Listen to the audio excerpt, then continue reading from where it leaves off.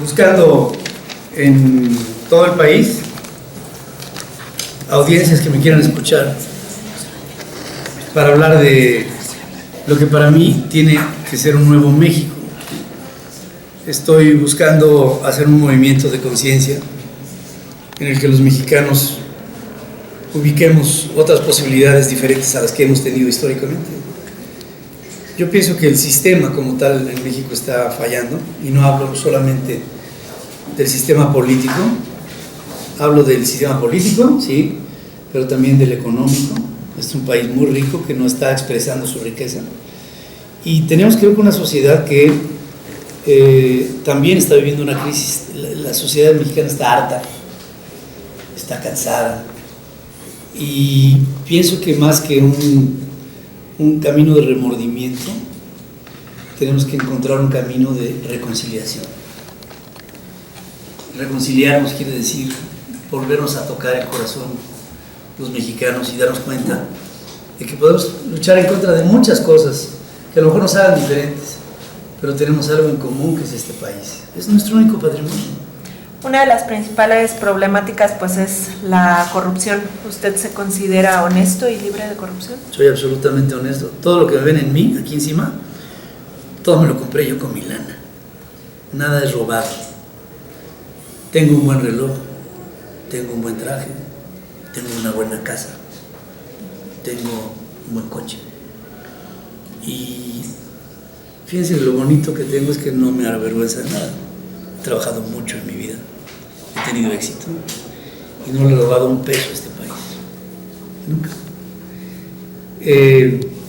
Yo pienso que hay más gente igual que yo.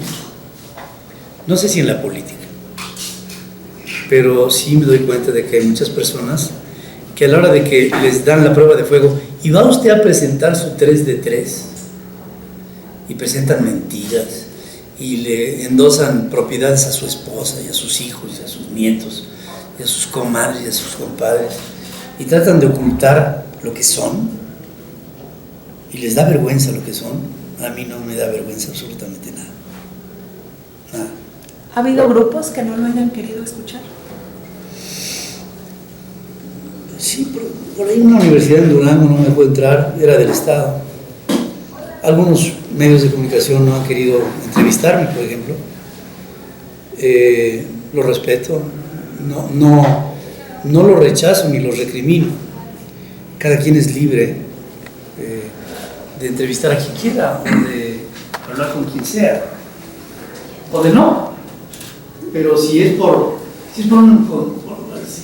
la gente dice, no, Pedro es un charlatán y no quiero entrevistarlo porque dice puras mentiras, pues va, no, pero quien no me quiere entrevistar porque el gobierno no lo deja o porque no le convengo, esos medios pues me dan pena, ¿no? Porque no están siendo plurales, porque no están siendo universales, porque les falta.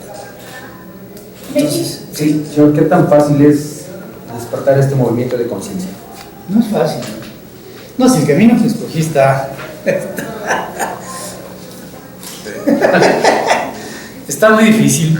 Nadie dijo que era un asunto fácil, pero sí hay. Mira, todo proceso en la historia de la civilización ha tenido un momento de iluminación. Los franceses lo tuvieron con el enciclopedismo, con la iluminación de los italianos, el Illuminati, el enlightenment intelectual, académica, enciclopédica. Nosotros vivíamos la Santa Inquisición, que fue una proclama envidiosa de grupos de poder que se querían quedar con todo. Pero nos quedamos en la Inquisición.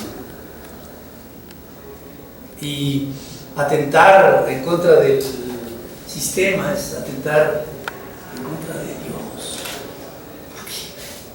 Sí es difícil, pero yo pienso y les propongo que estemos viviendo un México de las primeras veces. Vamos a vivir las primeras veces que pasan cosas nuevas. Unos ciudadanos como yo se bajan en la jugada. Jorge Castañeda se bajó, otros se han subido. Yo pienso que este es un maratón, ¿no? es muy difícil correr 42 kilómetros seguiditos. Es muy difícil estar en esto, llegar hasta el final. Pero aquí el tema es no caer en el mesías del populismo. No, por supuesto, no, sí, mira, no se trata de convencer, o sea, no es una campaña proselitista para que voten por mí. Es una campaña de conciencia para que voten por quienes consideren la sociedad que sea mejor, no el menos malo. Porque hemos tenido siempre esta alternativa de votar por el menos. ¿Qué le recomiendas a una persona que está en el Estado de México? ¿Por quién vota? ¿Por Delfina? ¿Por Del Mazo? ¿Por el otro Cepeda? O sea, o por la independencia. O sea, no, cuando no hay materia prima, estamos aquí en lugar de fresas, ¿no? Y de cajeta, y de brócoli, y de coliflor. Si tú tienes y quieres hacer una buena mermelada, pues necesitas buena fruta, chico. Pero con esa fruta, ¿qué mermelada puede ser? Digo, no es una crítica, es una descripción intelectual de nuestros postores, son pésimos. Entonces México tiene que tener ya otros niveles de propuesta, que sean aceptables o inaceptables, pero por lo menos que sean inteligentes. Y ahí la sociedad es donde debe hacer su parte. Ahí la sociedad, ¿no? O sea, en la sociedad hay muchos elementos que aportan. Y hay otros que restan, suman y restan. Vamos a ver, no de qué tamaño es un candidato, no de qué tamaño es un país para poder levantarse del sistema y encontrar cosas nuevas. ¿Usted cree que lo que se menciona, ¿no? Que el próximo domingo se jugará el futuro político de México? Yo creo que el próximo domingo va a haber una lucha de lodo, por decirlo de buen gusto, podría ser de otra cosa, en la que vamos a ver el principio del final de un México muerto. Un México que vive en la inercia de sus costumbres, de hecho, está muerto. Vivir en esa inercia es morirse. Pensar que más de lo mismo nos va a sacar del lugar en donde nos pusieron, esos que están en lo mismo, es como tratar de decir, ahora sí me va a salir bien, ahora sí con los mismos me va a salir bien. Yo creo que ahí es en donde muchas propuestas, muchos movimientos, muchos llamados a la conciencia se han venido levantando de diferentes índoles, pero todos bajo el planteamiento de un principio de honestidad, de justicia, de educación, de ética, de valor. Y si tienes eso, tienes a lo mejor otros ingredientes que en el pasado en la política ni siquiera se utilizaron, y tan no se utilizaron que tú dile a un niño, ¿quieres ser político o quieres ser narco? Y dicen, ¿por qué quiero ser narco? No quiero ser político, aunque sabemos que ser político es ser narco. Perdón, hoy es el momento de la sociedad. Es el momento, pero no en México. Oye, pero la sociedad no está despierta, o sí. La sociedad en el país todavía se manipula en las elecciones, la mayoría, todavía pesan mucho las cargadas, ¿no? Mira, las cargadas pesan. Yo recuerdo en 2000, uno de mis objetivos aquí entre nos, como periodista, era para mí sacar al PRI del poder. Toda mi vida lo soñé, porque sabía lo que era el PRI. Y cuando llegó el 2000, que llegó Fox, yo pensaba que esa era una solución mejor que la que teníamos tradicionalmente. Todos queríamos ver al PRI fuera de los pinos, ¿no? ¿O no? Sí. Bueno, entró Fox y también había en aquel tiempo voto corporativo, también había las cargadas, también había las tranzas, también había los cochupos.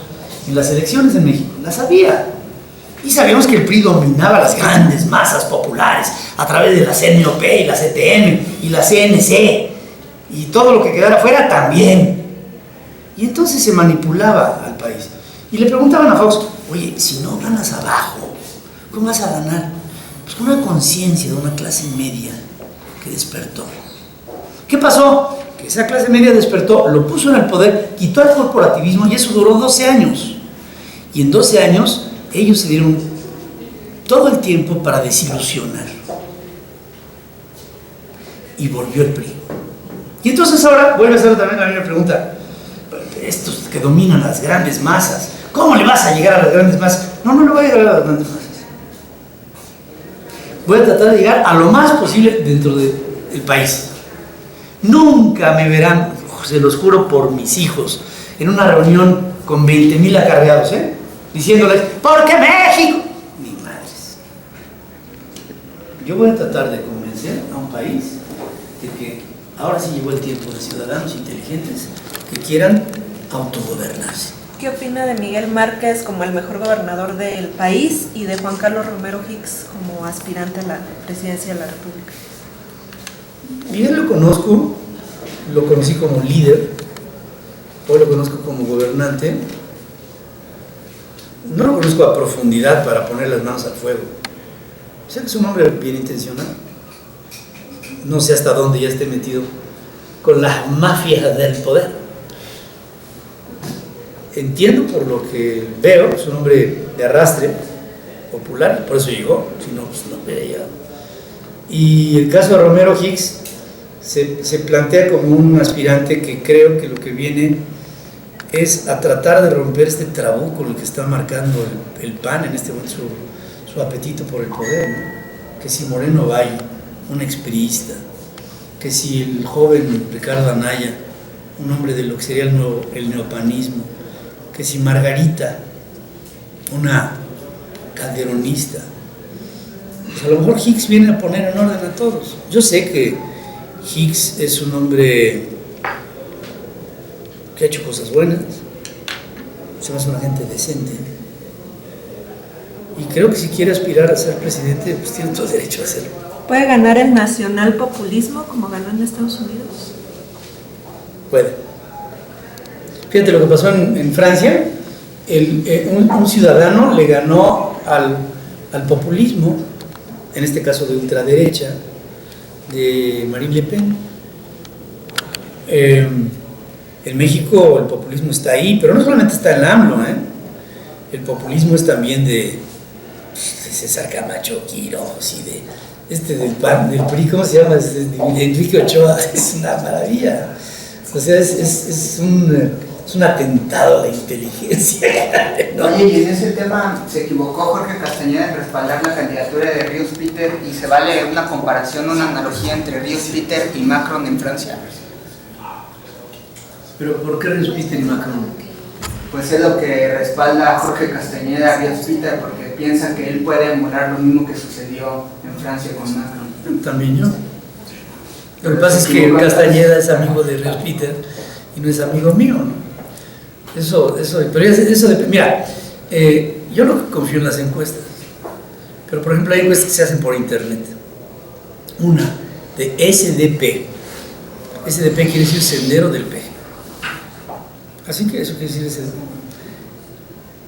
me ubica en el 35% de la preferencia electoral como independiente. A Ríos Peter lo pone en el 6%. ¿Pero estás de acuerdo que fragmentar los votos en candidaturas independientes les va a afectar? Sí, lo que quiero ver es si Ríos Peter y todos los demás no son candidatos independientes que estén impulsados desde el gobierno. Base. O sea, porque lo primero que pueden decir, pregúntenme, ¿y a ti quién te patrocina? Le pregunto, ¿quién lo patrocina? ¿De dónde sale para su campaña para andar en toda la República? ¿Cuesta dinero? Mira, qué bueno que me la preguntas. Yo llevo en mi carrera ya voy para las 4,000 conferencias en mi vida. Ya hemos vivido, tú y yo. Y he tenido la maravilla de tener un patrimonio de gente y de organizaciones que me invitan. Me dicen, oye, ven a Culiacán, como a cualquier político le podrían decir. Y yo les digo, invítenme. ¿Qué necesitas para venir? Páganme el boleto de avión, el mío, el de 2 asistentes, Y si me toca a la noche, pues paguen un hotelito, esperando que no sea muy chafa. Y como diario, entonces páguenme la comida. Yo antes por eso cobraba una lana, hoy pago por ir, pero afortunadamente me pagan por ir. En pocas palabras, se me abren las puertas. Hoy estoy aquí, lo digo sin empacho, porque me invitan a una organización. También viene a hablar de economía, que es importante tener claro en estos momentos en el tema económico. México tiene que reinventarse, ya no hay más reformas posibles. Ya no es una nueva reforma fiscal, no, es una propuesta fiscal disruptiva, que sea proactiva, que estimule. ¿A alguien le gusta pagar impuestos? A mí tampoco. ¿Y sabes por qué no me gusta? Porque son inequitativos. Pago diferente impuesto al que recibo de contraprestación del país. Son injustos porque no ven mi problemática y porque otros no pagan lo que yo sí pago. Y no son simples, no son simplificados. Para pagar impuestos necesito un ingeniero en energía cuántica. ¿Qué necesito? Necesitamos, creo, plantear una reinvención del proceso fiscal, del proceso financiero, del proceso fiduciario, del proceso de crecimiento de los sectores primario, secundario y terciario, de una recalendarización de las prioridades del país, haciendo unas leyes más simples de cumplir, pero que se cumplan. O sea, México es un país de leyes. Ay, sí, claro, pero que se cumplan, mi rey. O sea, digo, ¿de qué se trata, no? Y hay plazos, el país sabemos que ya el bono petrolero ya no está, Puede estar. Hay muchos otros factores, pero hay un plazo para que se tengan que hacer todo este trabajo. Fíjate que somos hijos del gradualismo. En México, despacito, poquito a poco. Las reformas, no las deseables, las posibles. ¿Cómo tenemos que crecer? Poquito, espérate tantito.